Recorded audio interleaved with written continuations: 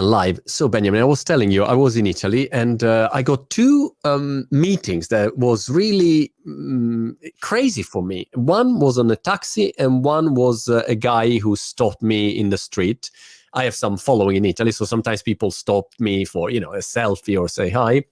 And the taxi driver, I told you, he was talking about his crypto investments and asking me for advice. And I say, man, I don't know. I mean, I was really surprised that the taxi driver was into crypto. And the other guy who stopped me in Rome, I thought, okay, he want the classic selfie. No, he said, so what do you think? We're doing some interesting NFT projects here, and I would like to have your opinion. And I thought, am I in a parallel universe? I'm already in the metaverse, maybe? Is that a matrix? What's going on? So that was incredible for me. And I don't know if it's something that happens to you often, but it's probably a signal that something is happening. UP Hour Speciale Crypto è organizzato da UP Gang e Marco Montemagno in collaborazione con Leontech. Con una diversificata gamma di oltre 800 certificati quotati in Italia, Leontech offre soluzioni di investimento adatte ad ogni risparmiatore. Visita il sito certificati.leontech.com, esplora un universo di prodotti e seleziona quelli più adatti alle tue esigenze. Leontech, tecnologia ed innovazione al servizio del tuo portafoglio.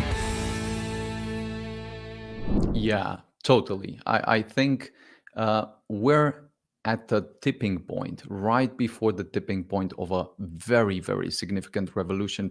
Perhaps one of the most important innovations and technologies since the invention of the internet is now live and enables people from all around the world to essentially participate in an economy in a way that they never could before. And this I think has to do with two elements. So this idea called Web3, enabled by blockchain technologies, is the idea that whereas in the Web2, where the entire internet is essentially owned by 4 or 5 large corporations, and people are just there sharing their data and information and so forth. In Web3, you have the internet owned by users and builders, orchestrated with tokens. So this idea that people from all over the world can own a piece of the internet is exhilarating. Right. I mean, when people discover something like this, they want to dig deeper.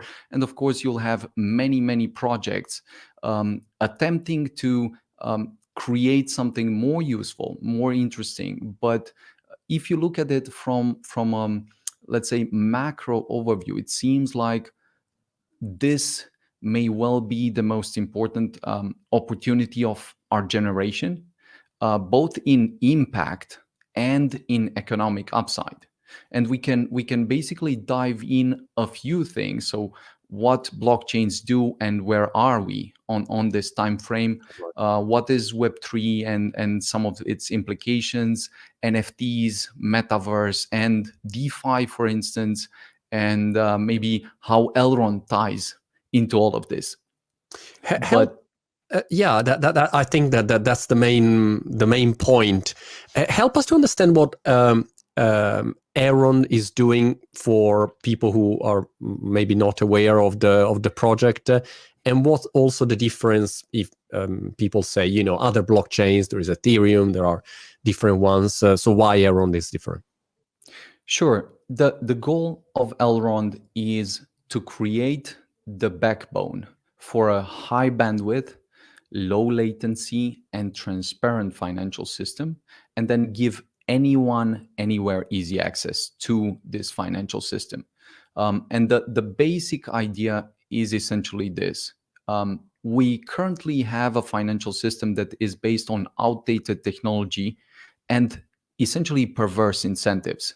So there's a lot of inefficiency, both in developed countries and in developing countries. And then the second problem that ties immediately to this is that we still have more than 1.7 billion people around the world that essentially have no access to financial infrastructure.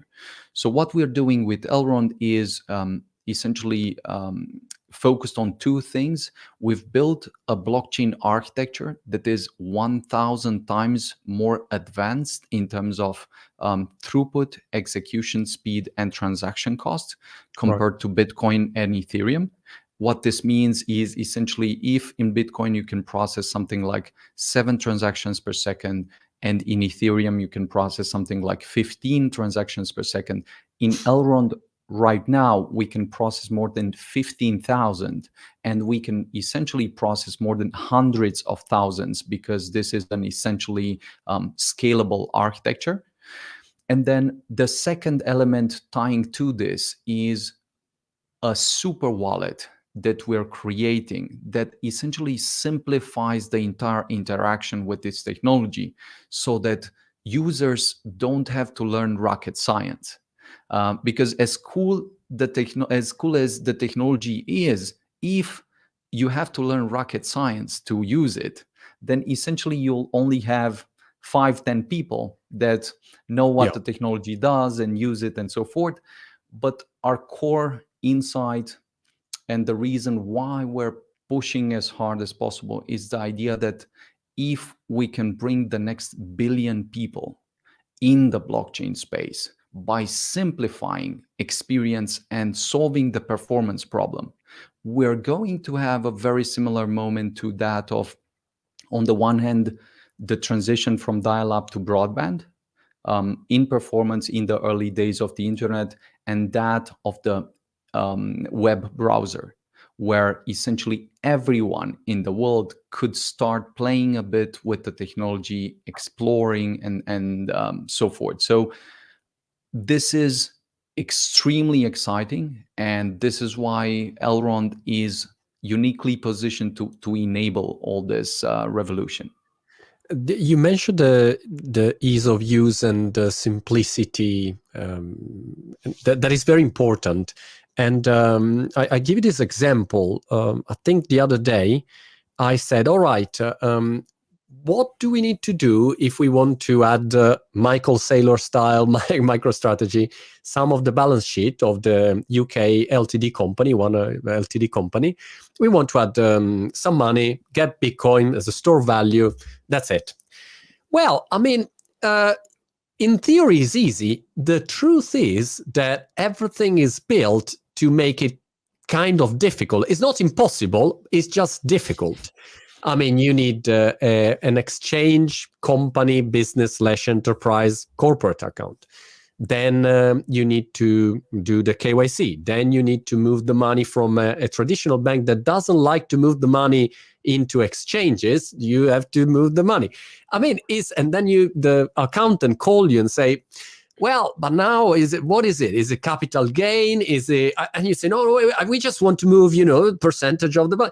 So everything is built in a way that is not so easy. And the same with NFT, easy to buy NFT. Then you try to buy an NFT and connect with MetaMask, and people say, what? Meta what? I have PayPal. And so it's at the moment, we are just at the beginning, I think. And we need more tools that make it easier. What do you think? This is precisely the case. So if you look at things, again, zooming out, you see that there's this tremendous opportunity that, philosophically speaking or technologically speaking, is quite clear. But then the question is, why are we not there yet? Why is blockchain technology not everywhere adopted already? And what's taking so long? And I think there are two important problems here that need to be addressed in order for us to see the kind of adoption that speaks to some of the challenges that you've just described. One of the challenges is a performance challenge. Can we accommodate internet scale performance? Can we really bring businesses and startups on top of the blockchain? And can the blockchain handle this? And here, Elrond is perhaps the most advanced architecture in terms of performance that really brings a new kind of level of performance and processing capacity. And then the second element that I think the next period will be about is simplicity. I mean, Mm. you can never go simple enough um, with the current phase we are at. And to the extent that we'll be able to simplify things completely so that owning an NFT, exchanging some money, sending it to any friends we have around the world, without thinking about it, just as we send an SMS or just as we send an email, to that extent, blockchain will be everywhere. So this is why Maiar, as this super wallet that we've created, is essentially just a way that enables you very simply to interact with cryptos, with NFTs, and with DeFi. And it's not simple at first to build these technologies, but if you think about it, at its best, the next layer of finance will be just people being able to exchange money or send money anywhere in the world in an instant at a fraction of a cost that we are paying right now. And if you can do this, on top of this, you can do almost everything else that you're thinking about. And this is what we're trying to make come true. Got it. You've been talking about the metaverse before, and for people listening to our conversation that maybe are not aware, recently Mark Zuckerberg changed the name of the company, the holding company, not the product, from Facebook to Meta, obviously with a lot of critics and people say, no, but in this language it means very bad things. I mean, imagine how difficult it is to change the name of a company. I mean, he could have called it Mark and that's it, and then would have been maybe easier. But the topic that maybe most of the people missed was that the change is because Facebook is not focused anymore only on social media, but they have virtual reality, they have Oculus, they have the hardware, they launched their glasses, and they are into this metaverse. They are a metaverse first company now. And it sounds interesting, but no one understands exactly what this metaverse is. So help us to understand what is the big picture that not only Facebook, but a lot of big tech have at the moment. Sure. The idea with the metaverse is that it can be several things, but it's something extremely fundamental. You can see the simplest version of a metaverse would be a virtual space that you can create anything into. So whether you just want to recreate different parts of the world and give them rules and define those rules and play games in it and so forth, this can be a metaverse. On the other hand, you can move one step closer to where we are right now. And it's very likely that metaverse will be something like a moment when the digital versions of our identity and realities will start to become more valuable than the real life assets and realities that we're built. And this is extremely fundamental if you think about it. And then to go to the extreme, a metaverse at its best is just the simulation that we're living in. Right. I mean, if you think about it and assuming any type of growth in terms of computational power and efficiency, video graphics efficiency, and so forth, assuming any type of growth, the idea is that at some point we reach a point where the digital realities become indistinguishable from Right. the real reality. So let's say that the extreme version of the metaverse is a sort of matrix that where we live our digital life, sort of. Yes, and it's the greatest part of the metaverse is that it's open-ended, that we can shape it in whatever way we believe is fit, but it will very much involve probably the most creative, most brilliant artists and smartest technical people from around the world, just because you can easily play God in a metaverse. You can easily create new societies, build new cities, build new countries, and experiment with things that you never could in reality, or it could cost too much. And so if enough value is built there, then people start to come there and live part of their lives or have fun or stuff like that. And what's changing right now, I think, from maybe 5 years ago or 10 years ago, is the fact that for the first time, digital assets, like real assets, are moving to be digital assets. And the digital assets, the crypto stuff that we have with the blockchain, is creating so much value in the digital world that this very much will be like a metaverse that becomes much more valuable for people in today's world.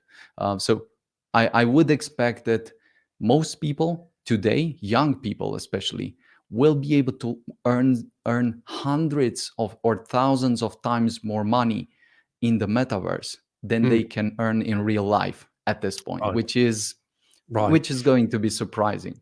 And Benjamin, why the metaverse, which sounds very virtual reality and augmented reality heavy, so focus on that. Why and where will meet blockchain and the crypto world and the NFTs? Well, where is the meeting point between these two technologies? Sure. So the idea with blockchain is that you can see blockchain in a sense like virtual computers. Virtual computers that have different primitives. They enable you to transfer money without the need for trusted third parties, so in automated fashions and so forth. But given that they're virtual computers, they enable you to encode digital property in a way that is unforgeable. Just as when you started to have the laws in the real world that granted you property that cannot be taken away, and then you had an explosion in the economic sense as a function of being able to own land, own some property, and so forth. We're just rediscovering this idea in the digital world, because up until this point, we could not really own anything in the digital world other than, let's say, domain names, which were owned by us and so forth. And now through the blockchain, we can own stuff. And then the next step is, how do we own it? Well, it's through tokens. That is fungible tokens, which is essentially money or any token that can be exchanged with another token. This is a fungible token. And then non-fungible tokens are unique tokens that can never be exchanged with a different token equally. So the idea that you can, through tokens, basically own a part of the internet is very simple but extremely powerful. And then extending this to the metaverse is just that in the metaverse, up until this point, you could play around, build some stuff, but you could not capture the value. The game designers would capture the value, and the companies that design the games capture the value. But now, for the first time, you can create a game and enable everyone within the game to have rights to build their stuff, own them, exchange them for value, and so forth. And this opens a new phase for the metaverse. And it's why everyone is extremely, extremely excited about it at this point. So to give an example, I can create my, I don't know, video game. I create wigs, only people, and then I can sell my hair, my digital hair, and I can get money out of it, or can become something that is certified, that is a unique piece of digital art or as a specific utility. So, but you think that is only in video games, or as some repercussions for brands, for creators? Yeah.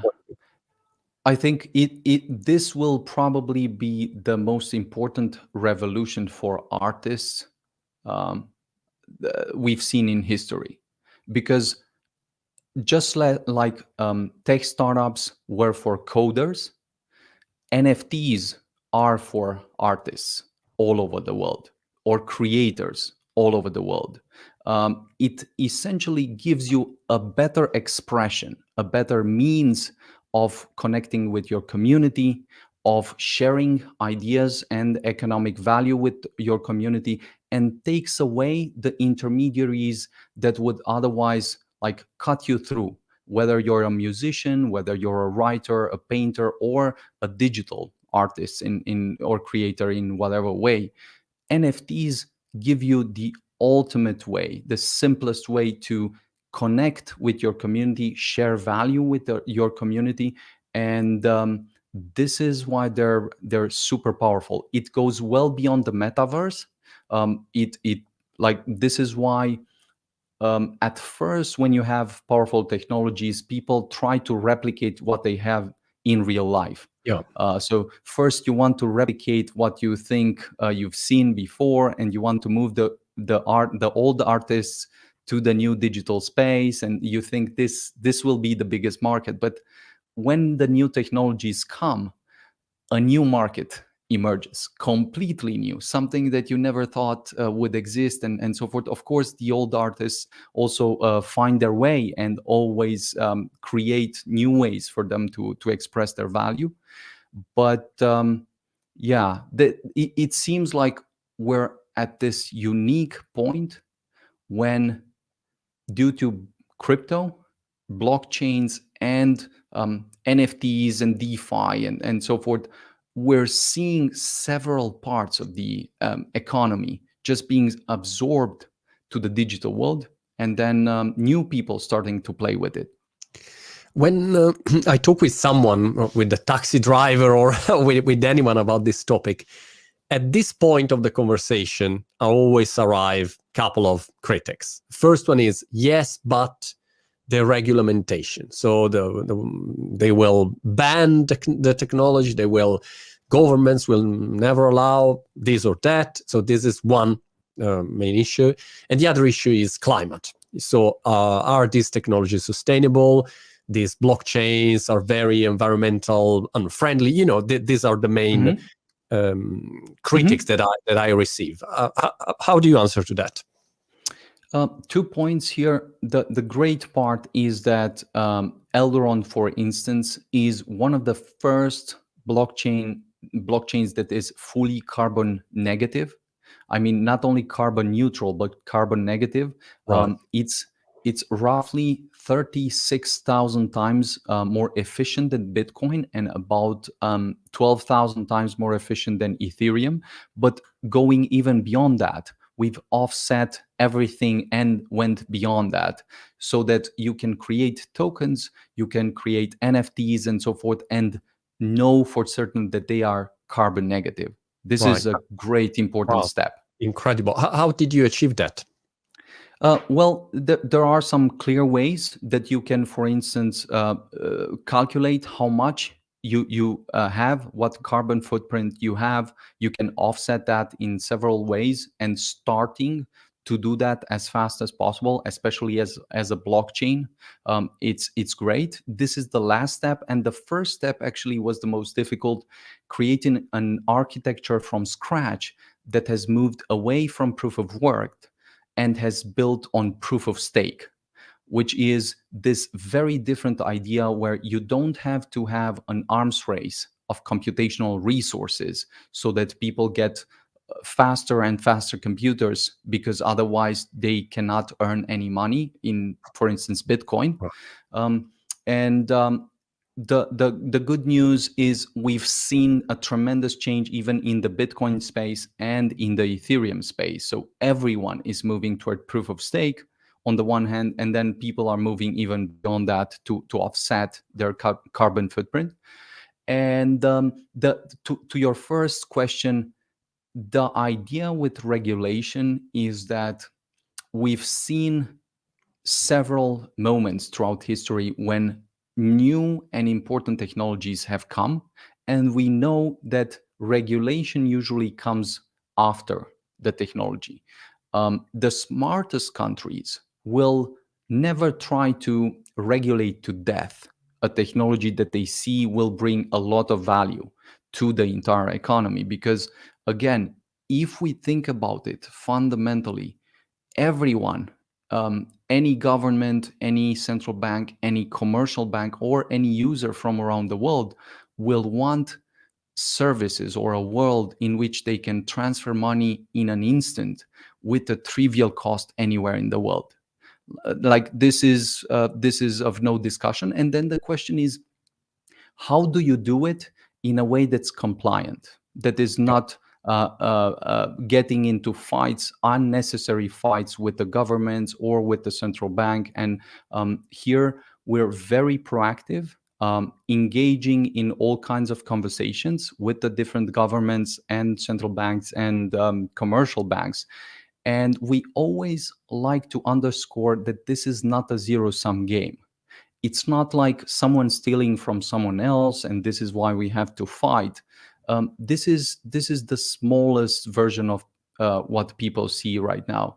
The most important thing to realize is that here we're building something from scratch, from zero. It's like we're creating a new universe that will create more value for the different countries, more value for the governments, for the central banks, but it's still up to them to open the eyes, start exploring, start learning about the technology, and we're quite happy and excited to have these conversations with them.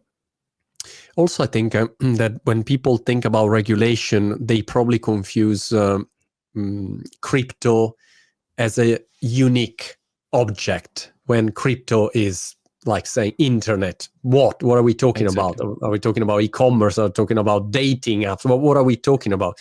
So I think that we already have some answers. For instance, Bitcoin ETF has been approved in US. The SEC say will not ban Bitcoin. So I mean, there are already a lot of indications. And on the other side, projects that are not good, scams, they will be hopefully devastated by regulation, and it is a good thing. So like internet at the beginning, I think. Yeah, and two things I would note here. First, we're at a point where, if you think about it, even the internet has been questioned at the beginning. And it's funny to think that anyone in their right mind would say that the internet is just a fad and it will disappear in a few years and so forth. And there are a lot of famous people which have not seen this trajectory at its inception. And then on the other hand, we're now at the point with blockchain technology where all the most important investors in the world, they're in. All the most important universities, they're in. All the most important governments are researching and looking very closely. All the most important banks, startups, businesses, and so forth. It's not a discussion anymore whether this is for real or not. It's only a discussion of what's the opportunity for us? How can we create something, benefit, and help this entire evolution to move in the maybe fastest and most productive way for the entire society? I found, Beniamin, an old article on the biggest Italian newspaper. It was like a 1995 or 1997 article, and the title was "Internet is over. 95% of websites are basically not, they don't get any visitors, and the rest is porn." Basically, that was, the statement. It's over. It's done, guys. It's over. And it's crazy when you go back and you think, wow. I mean, but in that moment, I mean, yeah, probably he was right. It's difficult to predict and to have a complete vision of a phenomenon, but I would say that in this moment, we are the crypto ecosystem is so huge, it's so big that it's very difficult to. Everything is possible, but imagining that everything will be shut down and go to zero, and we go back, in the old ways, I think is basically impossible. Also because I don't know what you think about it, but if I think about relationship that, for instance, people have with their own banks, it's not a happy relationship. We're not talking about going back to a great, fantastic relationship with your bank and you say, wow, that's great. No, you're not happy. So it's kind of easy. You're not going back to, you love Marvel and you watch the Marvel movies and you think, oh gosh, I really would love to go back watching those movies. No, it's a horror movie. So it's kind of easy if you have a better alternative that is cheaper, faster. I mean, come on. So I think people should be more fact-based when they think about these topics. And again, two things that always help put things in perspective are, one, that technologies cannot achieve mass adoption overnight. Like any fundamental technology, however good it is, requires time, requires understanding, requires effort, requires a lot of iterations until it reaches mass adoption. And so if you think about it, we're very likely in a moment similar to the 96, 97 moment in the early internet era, where we're at this point probably something like 100 to 200 million people in the blockchain space, and we're 8 billion people around the world. Now think of how large and massive this opportunity is. How many people are not even aware that this is what it is? How many people are not even aware about the implications for money, for banking, for artists, for tech people, and so forth, and how large the ramifications are. This is why a lot of the discussion right now is about a super cycle. That is an opportunity that is outweighs all the other opportunities that people have seen just because of this fundamental breakthrough in technology. And the fact that you mentioned meeting with people on the street and them being so excited suggests that this technology spreads very, very differently than the normal technologies. Like people discovered that for the first time, they can own part of the internet. How cool and insane is that? I mean, anyone would want something like that, right? Also because the internet at the beginning, the promise was for a new way of connecting and going out of traditional media and control and monopoly and so on. And then somehow we moved back with 5-7 companies that control social media, commerce. So if you lived the internet at the beginning, it was a different vibe, and it's the same vibe that you find in crypto today. So I think that's very interesting. I wonder how countries will play this game, not only financially, but for instance, I told you I went to Italy on holidays, and I thought how Italy could leverage NFTs, for instance, to promote the Made in Italy brand. We have so many companies and incredible skills in different sectors, and they are often unknown, So I was thinking, I don't know, I was thinking if it's probably possible for countries to think about a strategy also for this. 100%. I mean, this is the right kind of question that is extremely productive to think about, whether people are like government officials, central bank officials, business officials, or startups, builders of any kind. This, I think, is the most important question. How can I create something or benefit of this technology? Because when I move toward this part, things become like the right and relevant things become very clear, and the irrelevant things disappear. And two or three points I would mention regarding this.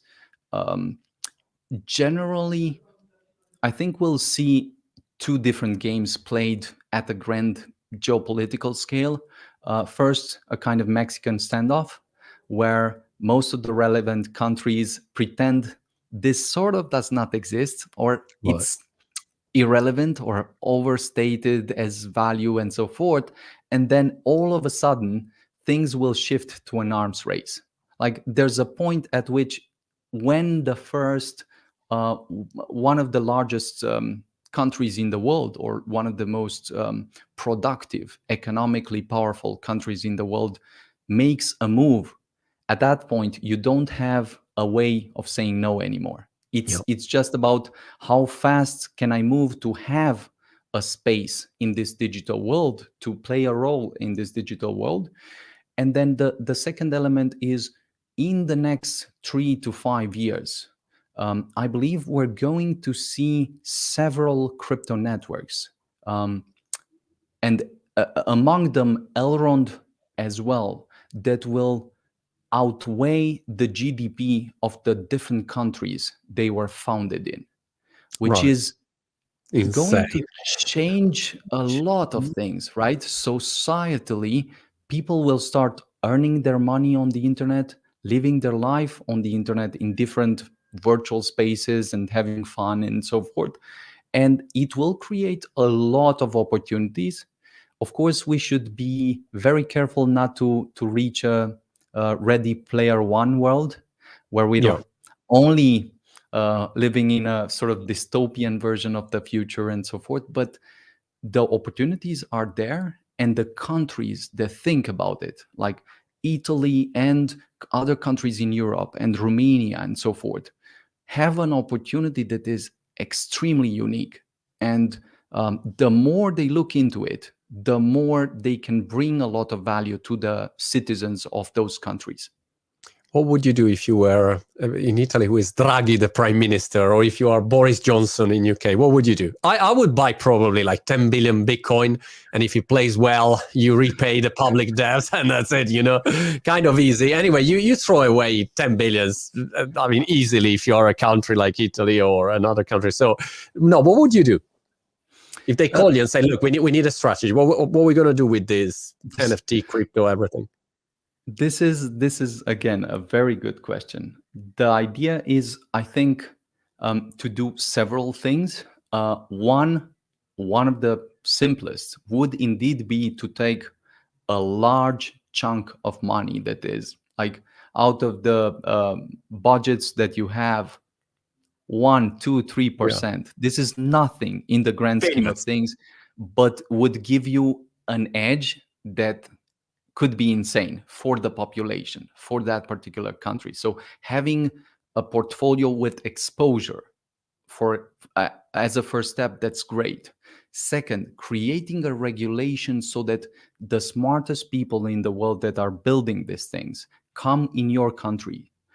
Start creating things in your country, start sharing them in the education system, in the startup system, and investment sector, is again extremely important, because it means that you'll have a lot of spillover effects in all the parts that you see around the tech sector and economy.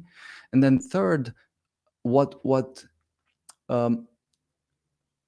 the most ambitious thing perhaps is build a version of a blockchain network that is extremely advanced. And if that succeeds, you know that in the next period, it will overtake the GDP of your country as a network. It will give the people a new type of future that they can be part of, they can explore, experiment with. And it's not an either or value proposition. So you still improve many things, but it's almost like with blockchains, you have a cheat, a hack that does not happen usually in real life, that you get the resources to solve then all the other problems. Then you can ask, if resources are not a problem, what's the most pressing problem I want to solve? And this is why resources are the most important problem first, because then you can afford to spend on the other problems as well. One thing that I don't understand, Benjamin, help me to make up my mind, is the blockchains. How many blockchains will survive? Because if I think about internet protocols, HTTP is one protocol. You don't have like millions of protocols. I mean, for that job is the protocol that we use, or FTP, or I don't know. So how does it work with blockchains? You imagine that we'll have thousands of different blockchains, will be one blockchain, will be a blockchain for every specific sector. How does it work? This is important to think about, and there are several, let's say, schools of thought or approaches here.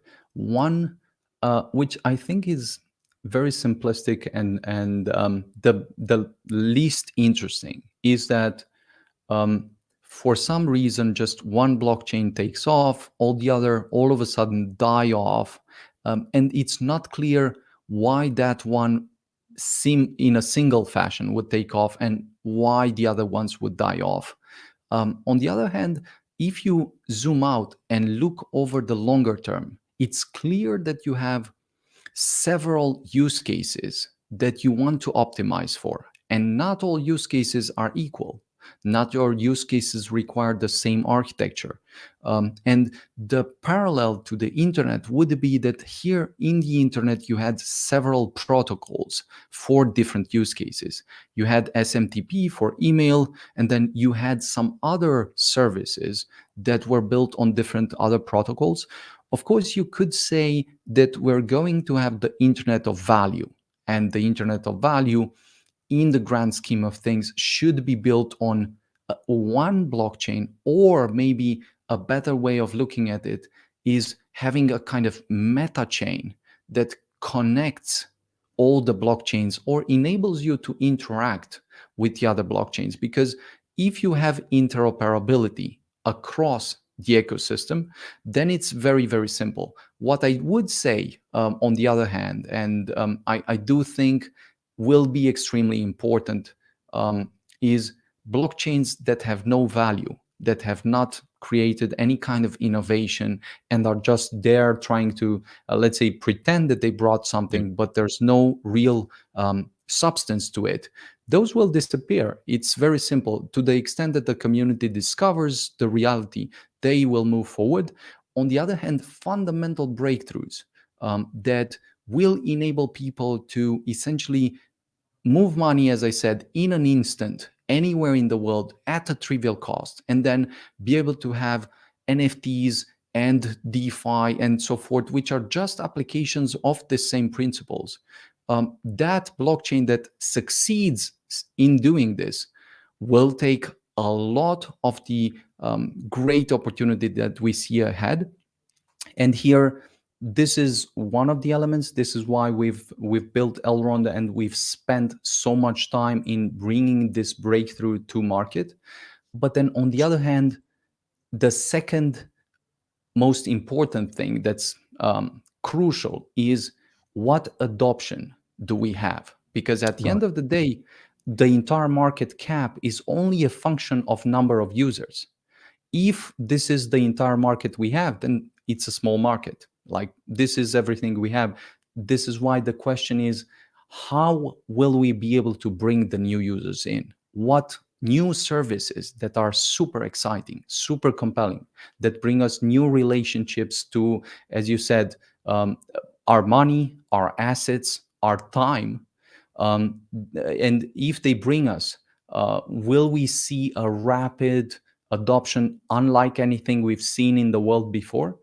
I think this is very likely, and this is why we've spent a lot of energy in Elrond, not only on the performance problem, but the UX problem.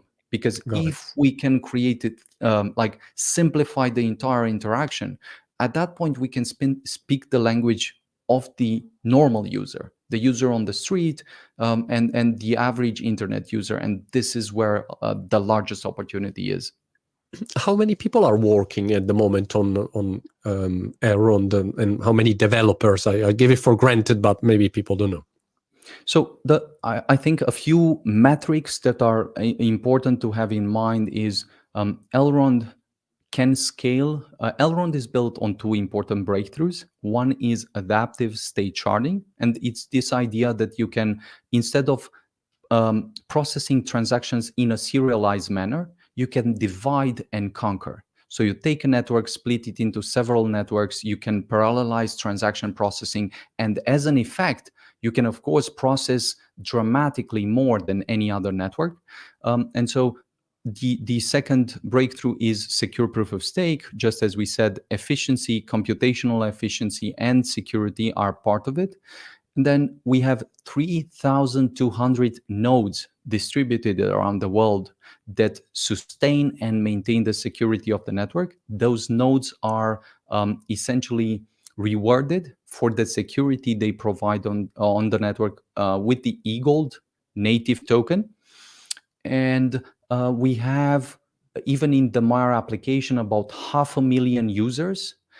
We have around 800,000 accounts within the network at this point, and around 80 people in the team, and a few thousands of people contributing from around the world, whether it's developers, community, and so forth, and a few hundreds of thousands that are contributing again within the community with different aspects. So it's absolutely fascinating how early we are, how large the opportunity is, and this also gives us the, let's say, fire to push as hard as possible and bring even more users in and services for them.